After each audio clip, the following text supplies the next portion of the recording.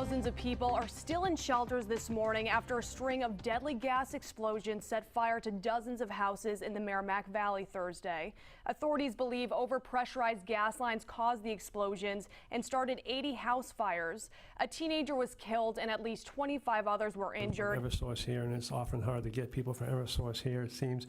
At least those of us running for re-election did a green candidates night last Friday night, and an issue that came up, which I've noticed myself running around this town, literally running on the streets of this town, is that there's a lot of areas where you get a strong smell of gas, which I guess are small gas leaks.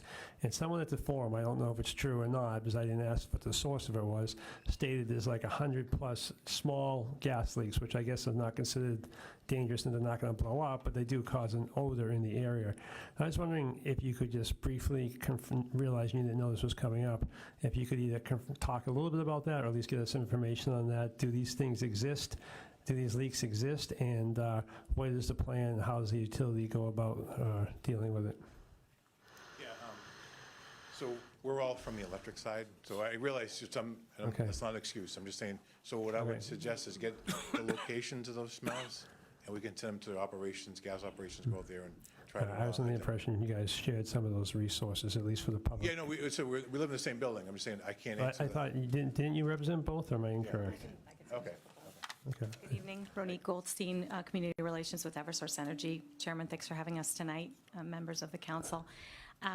So I cover both. I'm certainly not an expert on the gas side of the business, but I would say that if, number one, if any resident smells, they should pick up the phone and call us.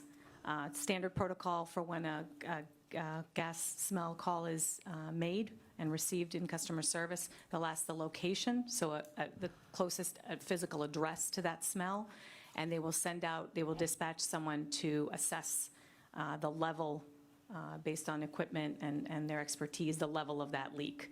And then based on that level, it goes into a follow-up. So if it's a class 3 per se, it'll go to it'll be monitored for the next year.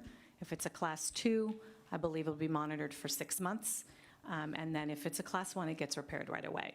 And they typically will, that dispatched person will be followed by a supervisor that will then confirm the class that the tech assessed it to be. Does that make sense? Yeah, but do you know how many class 2 and class 3 leaks that we have in Framingham? I don't have that information before you, but that's something we could follow up with you. Our manager.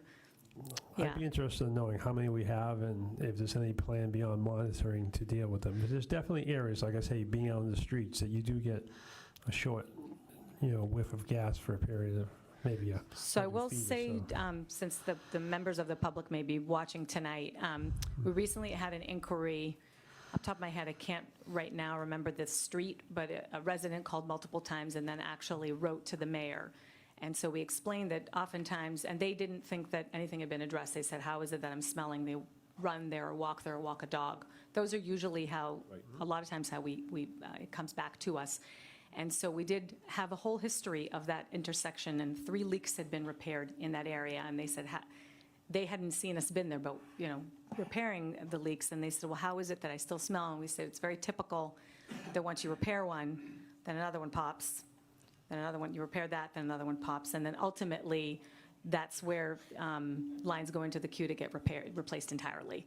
So that, it's not atypical. But I would say that we do respond to every smell call.